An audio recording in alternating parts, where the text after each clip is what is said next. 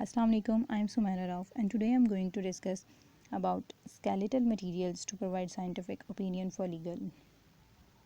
तो हम सबसे पहले इसमें देखेंगे फोरेंसिक एंथ्रोपोलॉजी। अब फोरेंसिक एंथ्रोपोलॉजी एक्चुअली ये फोरेंसिक की ब्रांच है जो कि डील करती है ह्यूमन स्केलेटल रिमेन्स के एनालिसिस को। अब जब भी किसी पर्सन की डेथ होती है और आफ्टर मतलब वो उसका केस बंद हो जाता है, मर्डर होता है या कुछ भी होता है, तो वो उसका केस अगर बंद हो जाता है और कुछ अरसे बाद जब हम उसको रीओपन करते हैं या किसी वजह से हम उसको दोबारा कंटिन्यू करना चाहते हैं, तो हम क्या करते हैं, उसके जो स्केलेटल रिमेन्स हैं उनको यूटिलाइज़ करते हुए हम उसकी जो इन्फॉर्मेशन लेते हैं। क्या है कि वो मर्डर हुआ था, केस हुआ था, उस पर फिज़िकल टॉर्चर हुआ था या बुलेट से उसको अटैक किया था या उसको कितना टाइम हो गया उसकी डेथ हुए, ये सारे फैक्टर्स जो हैं हम स्टडी करते हैं फोरेंसिक एंथ्रोपोलॉजी में। और फोरेंसिक एंथ्रोपोलॉजिस्ट क्या करते हैं, वो साइट को विज़िट करते हैं जो क्राइम साइट होती है या जो जहाँ पर डेड बॉडी होती है, फिर वहाँ से इंफॉर्मेशन कलेक्ट करते हैं और फिर उसको लैब में ले जाके उसके ऊपर सीरीज़ ऑफ एक्सपेरिमेंट करते हैं और फिर हमें उसकी सारी जो प्रोफाइल बताते हैं कि ये सारा जो मामला वो इस तरह हुआ था। उसके बाद जो फोरेंसिक एंथ्रोपोलॉजी है ये स्पेशलाइज्ड जो होती है एनालाइज करने के लिए, वो हार्ट इशू होती है। अब इसमें जो है बोन्स और टीथ को सेलेक्ट किया जाता है एनालिसिस के लिए कि ये हमारे पास इनसे हमें पता लगाते हैं कि कितनी देर पहले जो डेथ हुई है या किस तरह सारा क्राइम सीन हुआ है। उसके बाद जो है फोरेंसिक एंथ्रोपोलॉजी जो होती है ये बेसिकली जो इसका फोकस्ड होता है ना ज़्यादा, वो रिमेन्स के ऊपर होता है और उनको आइडेंटिफाई करने के ऊपर होता है। उसके बाद जो ये लिमिटेड नहीं है सिर्फ क्राइम सीन के लिए, बल्कि इसको हम मास डिसास्टर्स और वार्स के इंफॉर्मेशन हासिल करने के लिए भी यूज़ करते हैं। जैसे कि हमने देखना है कि इस एरिया पर जो है वो किसी टाइम पे हमें बताइए इस एरिया पे किसी टाइम पे वॉर हुई थी, तो हमें उसके एग्जैक्ट एज टाइम का ये नहीं पता, तो हम क्या करते हैं, क्योंकि वॉर्स में जो होती हैं वो बॉम्ब एक्सप्लोजन्स होते हैं और हमें पता है उसमें जो है वो रेडियो एक्टिव मटीरियल्स होते हैं जो कि कंटिन्यूसली रेडिएशंस एमिट करते हैं और उनकी हाफ लाइफ बहुत ज़्यादा होती हैं। तो हम उनके ट्रेसर्स की मदद से जब हम उन पे फोरेंसिक एंथ्रोपोलॉजी अप्लाई करेंगे और हम सीरीज़ ऑफ रिएक्शन करेंगे, सीरीज़ ऑफ टेस्ट करेंगे, तो हमें पता चल जाएगा उनका कि ये जो है यहाँ पर कितनी देर पहले हुई थी, कितनी कंटेंट में यहाँ पर रेडियो एक्टिव मटीरियल यूज़ किया गया है। तो ये सारी चीज़ें हैं, हम उसकी सॉइल को एनालाइज़ करके हम पता चला सकते हैं। उसके बाद जो है इसका जो बहुत ज़्यादा यूज़ हो रहा है आजकल, वो हो रहा है बायोलॉजिकल प्रोफाइल को बिल्डअप करने के लिए, और ये जो है बहुत ज़्यादा इस्तेमाल हो रही है आजकल। नेक्स्ट हमारे पास है रिसर्च पे डिफरेंट साइंटिस्ट। अब इस पे बहुत सारे साइंटिस्ट का कंट्रीब्यूशन है इसकी डेवलपमेंट पे फोरेंसिक एंथ्रोपोलॉजी में, जिसमें एम यूशिनो जो है, इन्होंने क्या किया था कि postmortem changes of human compact bone के, ह्यूमन की जो कम्पैक्ट बोन है उसके आफ्टर डेथ जो है वो क्या चेंजेस आती हैं, उनको उन्होंने स्टडी किया था using micro radiography, electron microscopy and microscopic photo spectrophotometry in 1991। अब उन्होंने कहा कि जो स्केलेटनाइजेशन होती है डेड बॉडीज़ की, वो 5 साल के अंदर जो होती है उसमें काफ़ी सारी हिस्टोरिकल चेंजेस आती हैं और उनकी उसकी डिकम्पोजिशन होती है। अब स्केलेटनाइजेशन एक्चुअली होती क्या है, ये this refer to final stage of decomposition, कि किसी भी बॉडी का जो प्रोसेस ऑफ डीकम्पोजिशन है ना, और टोटली उसका डीकम्पोज हो जाना, ये हमारे पास स्केलेटनाइजेशन का प्रोसेस कहलाता है। उसके बाद जो उन्होंने यूज़ किया यूवी फ्लोरेसेंस एनालिसिस को, और उन्होंने कहा कि regression equation on time since death, उन्होंने रिग्रेशन इक्वेशन हमें दी जो कि डेथ के बारे में हमें इंफॉर्मेशन देती है। अब रिग्रेशन इक्वेशन क्या है, रिग्रेशन एक्चुअली होता है कि आपकी जो बॉडी सेल्स हैं वो कन्वर्ट हो जाते हैं develop state to less develop state, मतलब कि हम जो हैं ऑर्गेनिजम्स जो हैं, हमारी जो बॉडी है या हमारी बॉडी सेल्स हैं वो डेवलप्ड हैं इस टाइम, लेकिन जब हमारी डेथ होगी तो वो लेस डेवलप फॉर्म में चले जाएंगे और डीकम्पोज होना शुरू हो जाएंगे। इससे भी हम अंदाज़ा लगा सकते हैं कि डेथ हुए कितना टाइम हो गया किसी पर्सन की। उसके बाद एक और साइंटिस्ट है ए वेस्ट, उन्होंने 1992 में देखा कि जो fatty acids, volatile fatty acids हैं, उनकी रेशियो देखी कि इन्वायरमेंटल टेम्परेचर से उनकी रेशियो किस तरह फ्लक्चुएट करती है, अगर टेम्परेचर ज़्यादा होता है या कम होता है तो कैसे वो फ्लक्चुएशन आती है उसकी रेशियो में। उसके बाद उन्होंने कहा कि जो आयन हम सॉइल सोल्यूशन में से एक्सट्रैक्ट करते हैं वो हमारे पास से बहुत ज़्यादा वैल्यूएबल इंफॉर्मेशन प्रोवाइड करती हैं, पीएमआई ऑफ स्केलेटनाइज्ड बॉडी। अब पीएमआई एक्चुअली क्या है, इसे हम कहते हैं पोस्टमार्टम इंटरवल। अब ये वो टाइम होता है कि जब किसी बंदे की डेथ हो गई है तो उसकी डेथ हुए हुए जितना टाइम गुजर गया है उसको हम कहते हैं पोस्टमार्टम इंटरवल।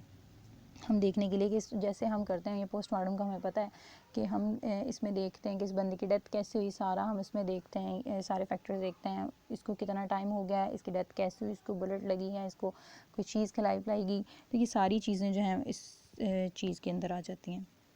उसके बाद एक और साइंटिस्ट थे ब्लैकर, जिन्होंने 2001 में सजेस्ट किया कि हम बॉडी जो उन्होंने उनका जो मेन फोकस था ना, इंटरेस्ट ऑफ बॉडी पे था कि किस तरह जो हम डेट ऑफ डेथ को पता लगा सकते हैं किसी पर्सन की।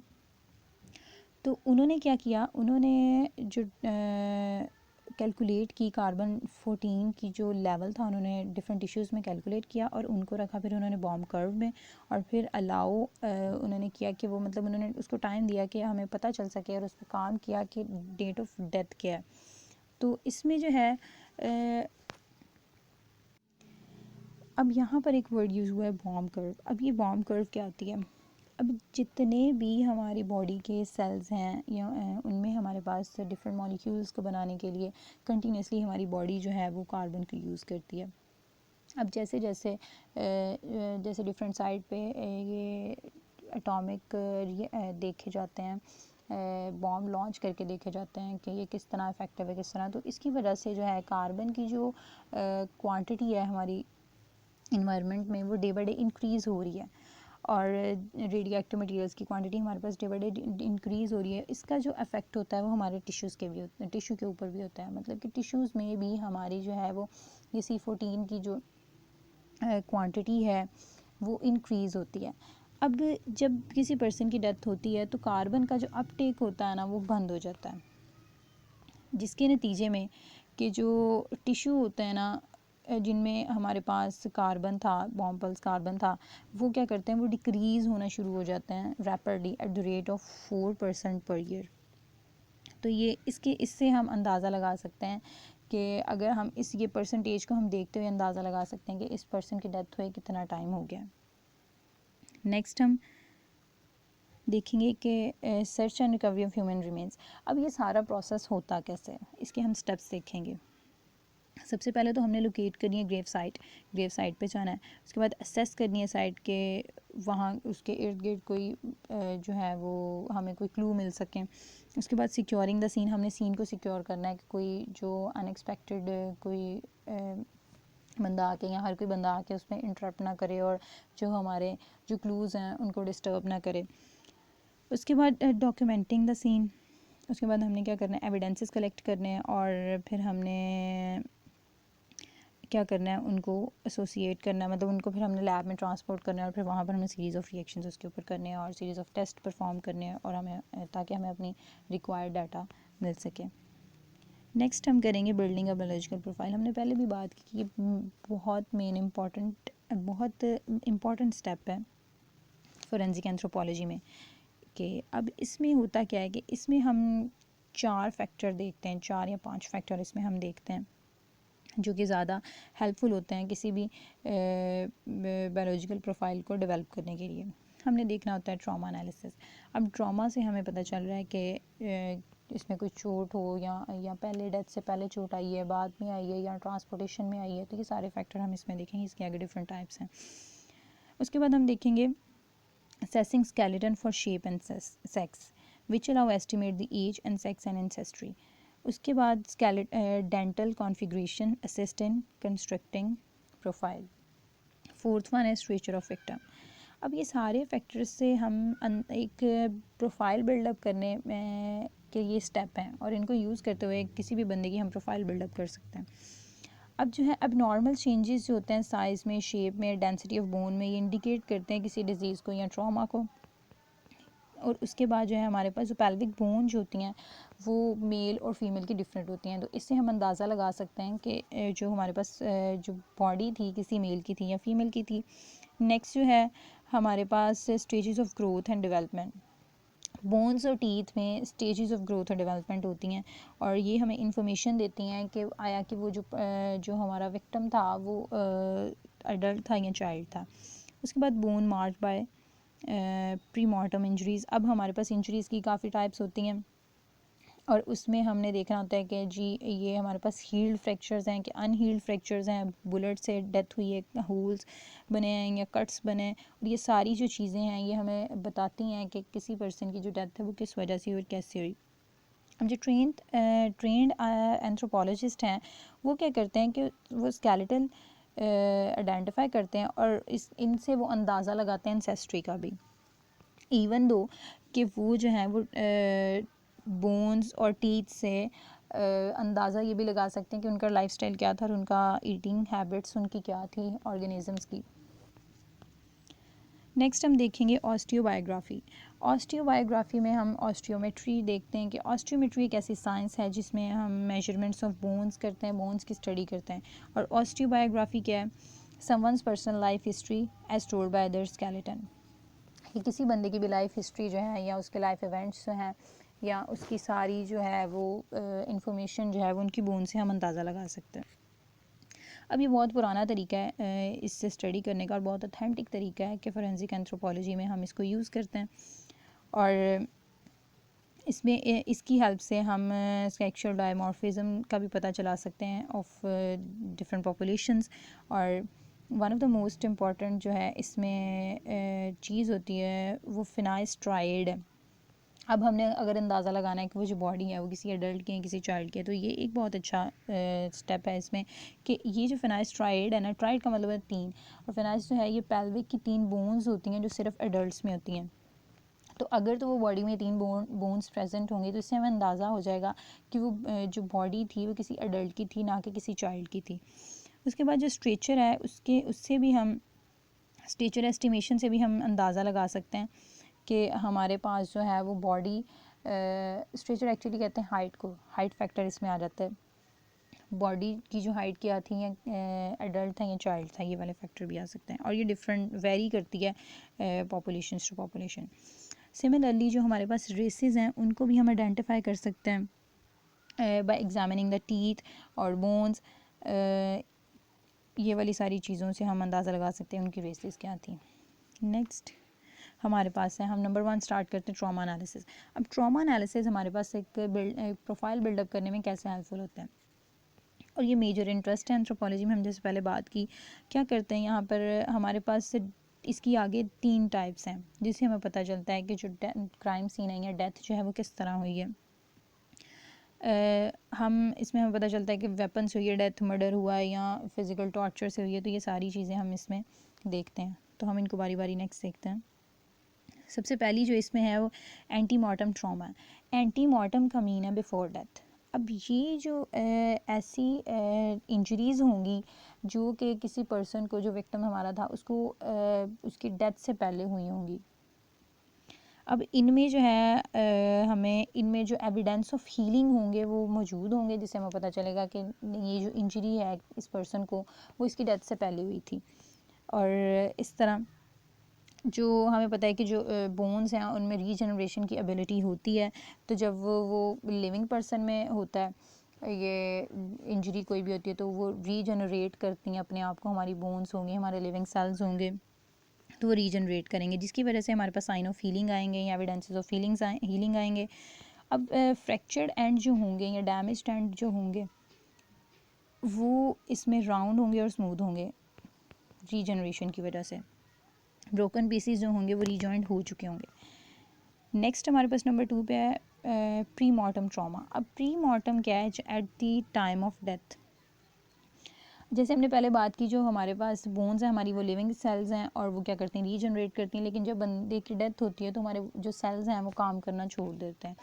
तो वो जब अब ये at the time of death के जब किसी बंदे की डेथ हुई है उस टाइम इंजरीज आई हैं, तो ऑब्वियसली जब वो रीजनरेट नहीं होगी तो वो जो एंड्स हमारे पास होंगे वो ब्लंट होंगे और हार्श एंडिंग्स होंगी जो हमें साइंस देंगी कि नो साइंस ऑफ हीलिंग के, यहाँ पर हीलिंग प्रोसेस नहीं हुआ, तो ये अभी चोट जो है वो डेथ से पहले ही लगी है।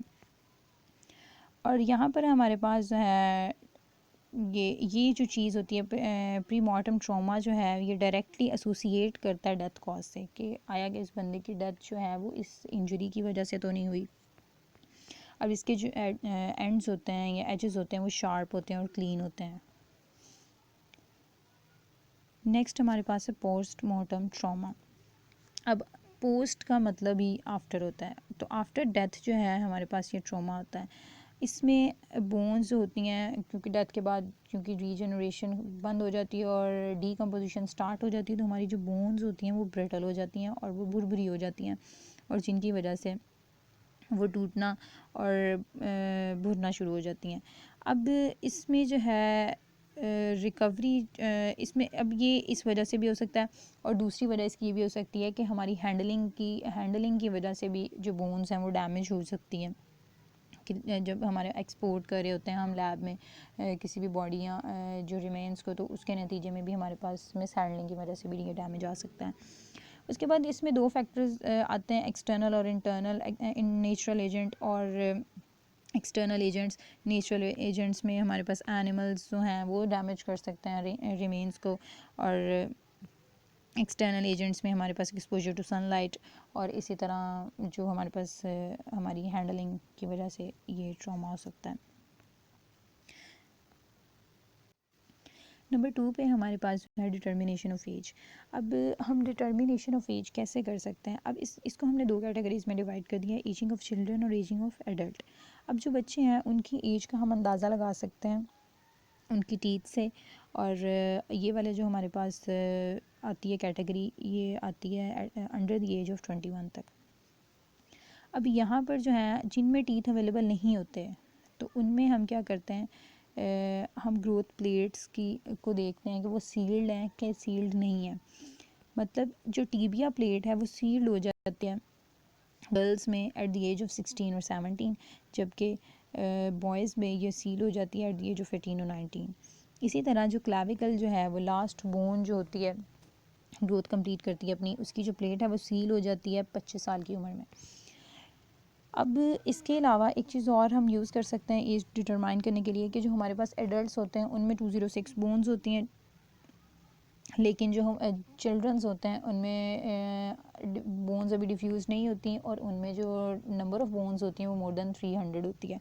तो इससे भी हम अंदाज़ा लगा सकते हैं एज का। नेक्स्ट हमारे पास है एजिंग ऑफ एडल्ट्स।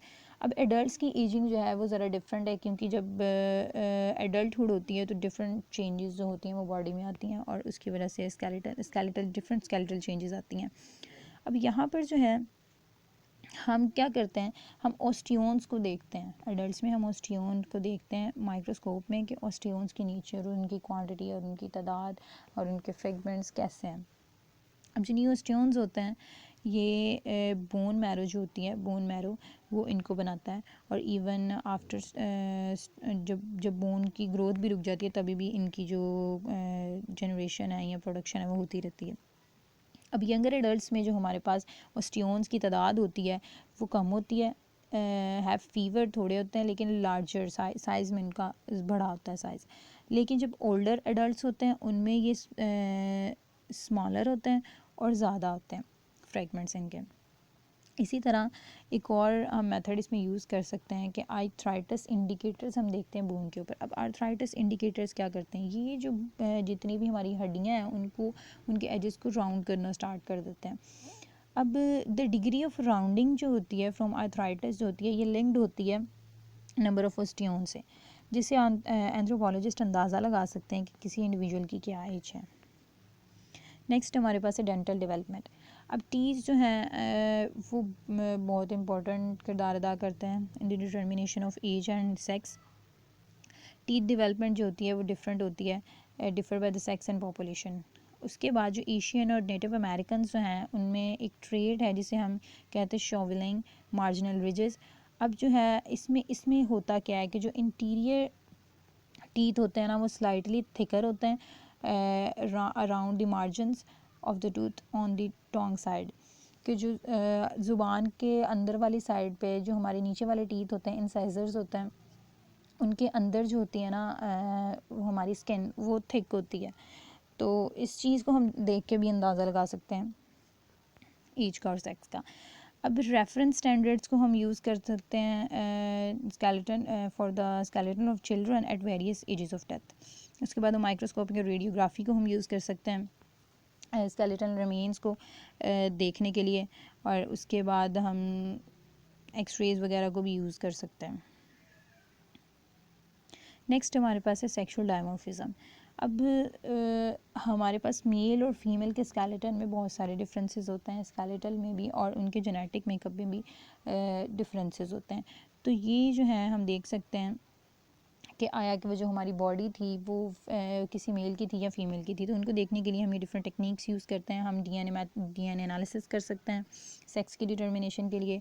हम जीनोटाइप देख सकते हैं उसकी, हम उसकी फिनोटाइप देख सकते हैं, हम उसके जो है डिटर्मिनेशन कर सकते हैं उसकी सेक्स की उनके स्केलेटन रिमेन्स को देखते हुए।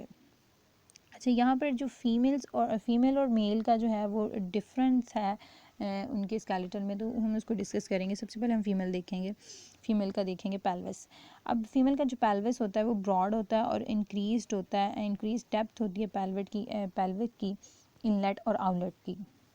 ब्रॉड होता है, शैलो होती है, स्टैटिक नॉच होती है, यू शेप्ड, सब प्यूबिक एंगल होते हैं, वेल डेवलप्ड वेंट्रल आर्क होती है, रेज्ड आर्टिकुलर सरफेस होती है। नेक्स्ट मेल में हमारे पास होता है लार्ज स्कल आता है। स्कल जो होते हैं रिबस्ट, ज़्यादा रिबस्ट होते हैं at the area of attachment and brows and the ridge on the brows and ridges. उसके बाद मोर राइट एंगल जॉज होते हैं इनमें। इसमें हमारे पास लार्जर जॉइंट सर्विसेज होती हैं। उसके बाद पोस्ट क्रैनियल स्केलेटन होता है below the skull on average is larger, ये जो होता है लार्जर दैन फीमेल्स होता है। Large weight bearing joint surfaces like है। उसके बाद हम देखते हैं एस्टिमेटेड स्ट्रेचर। अब स्ट्रेचर जो है ये नेचुरल हाइट होती है किसी भी पर्सन की इन अपराइट पोजीशन। तो हम यहाँ देखेंगे एलोमेट्री क्या है, the ability to estimate the stature from long bone lengths depending on the presence of pattern and. अच्छा, यहाँ पर हम जो हमने देखना है कि हमने दो फैक्टर्स देखने हैं, एक जो पैटर्न और उसका रिलेशनशिप देखना है साइज़ ऑफ बॉडी पार्ट्स का, और वो हमें हेल्प करेगा कि उसका स्ट्रेचर फाइंड आउट करने में। जो लॉन्ग बोन्स होती हैं उनको हम देखते हैं, उनकी लेंथ भी हमें बताती है, इन्फॉर्मेशन देती है कि जो है इसका स्ट्रेचर किस तरह था बॉडी का, इसकी हाइट कितनी थी। उसमें हमारे पास अब ये जो साइंस है ये सिस्टमैटिक तो है लेकिन एग्जैक्ट नहीं है, इसमें जो एरर के चांसेस हैं वो बहुत ज़्यादा हैं। अब मेजरमेंट जो होती हैं वो पॉपुलेशन टू पॉपुलेशन वेरी करते हैं। अब हमने देखा है कि जो एशियंस हैं उनकी हाइट जो होती है वो कम होती है एज़ कम्पेयर टू जो अमेरिकन्स हैं या जो दूसरे वेस्ट इंडीज़ में जैसे लोग हैं उनकी वो दराज कद होते हैं। तो ये जो फैक्टर है ये वेरी करता है पॉपुलेशन टू पॉपुलेशन। अब स्ट्रेचर इज़ फिक्स्ड रेट। अब इसमें जो है हमारे पास मेजरमेंट्स किसी इंडिविजुअल की होती हैं, एक रेंज के अंदर होती हैं, वो कह रहे हैं। अब इसमें मोस्ट ऑफ द टाइम जो हमारे पास मेजरमेंट होती हैं वो इनकरेक्ट होती हैं, जो ली जाती हैं वो इनकरेक्ट होती हैं। मिसिंग पर्सन, अगर कोई पर्सन मिसिंग है तो उसकी हम रिपोर्ट लिखवाते हैं कि उसका कलर ये था, उसकी हाइट ये थी, तो ये वाला हाइट वाला फैक्टर हम वहाँ यूज़ कर सकते हैं। इसी तरह वो कह रहे हैं जो मैन की हाइट जो है वो उसको ओवर एस्टिमेट किया जाता है। बॉडी जब डिकम्पोज होती है और स्केलेटनाइज्ड होती है तो स्ट्रेचर से हम उसकी जो है वो उसका एस्टिमेट कर सकते हैं उसकी हाइट का।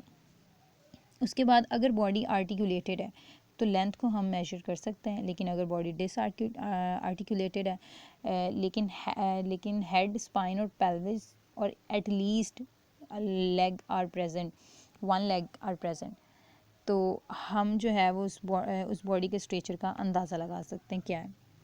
और उससे हम एस्टिमेट मेड हम उसकी वर्टेब्रल डिस्क की थिकनेस और टोटल स्ट्रेचर का हम इन सारे फैक्टर्स की हेल्प से अंदाज़ा लगा सकते हैं।